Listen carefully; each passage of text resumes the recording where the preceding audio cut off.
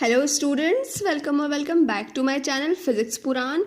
On this channel you will get all the physics related topics from basic to higher standards. आज की इस video में हम class 12th chapter 2 electricity की topic को cover करेंगे which is Coulomb's law. Coulomb's law का use हम 2 पॉइंट चार्जेस के बीच इंड्यूस होने वाले फोर्स को कैलकुलेट करने के लिए करते हैं. So first of all let's do the statement. According to the Coulomb's law the force of attraction or repulsion between 2 point charges is directly proportional to the product of charges and inversely proportional to the square of the distance between them. So Coulomb's law के according 2 point charges के बीच लगने वाले repulsive या attractive force दोनों charges के product के directly proportional होते हैं.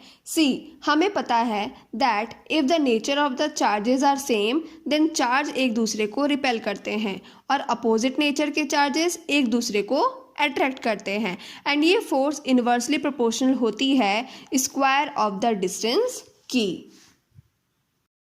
So from the above statement conclude F is directly proportional to Q1 Q2. Let's the equation number 1 and F is inversely proportional to the square of the distance. That will be equation number 2.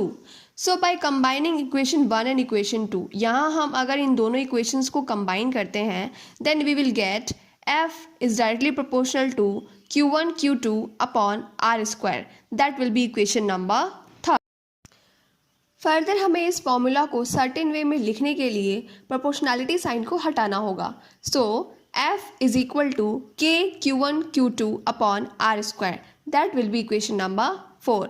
यहाँ पे जो हमने K introduce की है it's known as proportionality constant and the value of K is 1 upon 4 pi epsilon naught, जहाँ epsilon naught को हम कहते हैं permittivity of free space and its value is 8.854 into 10 to the power minus 12.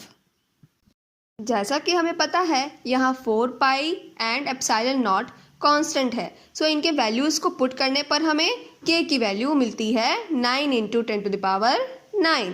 So from equation 4 we can write k की value क्या हो जाएगी. k is equal to F R square upon Q1 Q2. Further हम K की unit and dimensions को देखेंगे.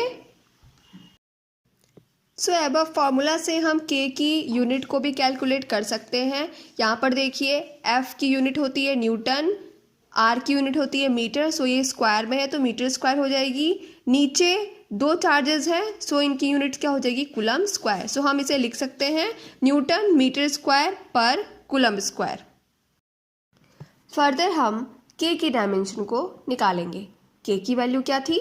K is equal to F R square upon Q1 Q2, जहाँ हमें पता है F की डायमेंशन होती है ml t to the power -2 and R distance को डिनोट कर रहा है. सो इसकी डायमेंशन होगी L स्क्वायर.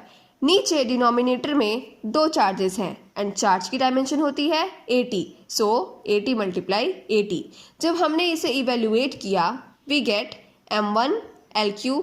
ऊपर t की पावर -2 थी एंड डिनोमिनेटर में t की पावर 2 थी. सो डिनोमिनेटर की 2 जब ऊपर गई तो इसकी पावर हो जाएगी -2.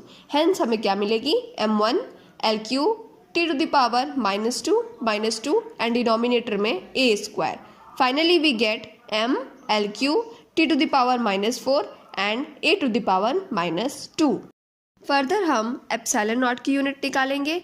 एप्सिलॉन नॉट की यूनिट को निकालने के लिए K की फॉर्मूला को कंसिडर करना होगा. So that was K is equal to 1/4 pi epsilon naught. So यहाँ से एप्सिलॉन नॉट की वैल्यू आ जाएगी.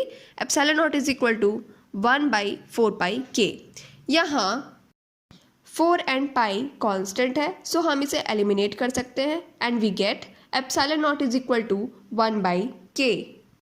K की वैल्यू हमने लास्ट सेक्शन में किया था that was newton metre square पर coulomb square. Hence epsilon naught की यूनिट क्या हो जाएगी per newton per metre square coulomb square. That's all for today. Next video में हम लिमिटेशन ऑफ कूलम्स लॉ करेंगे. If this video is helpful then do subscribe to the channel.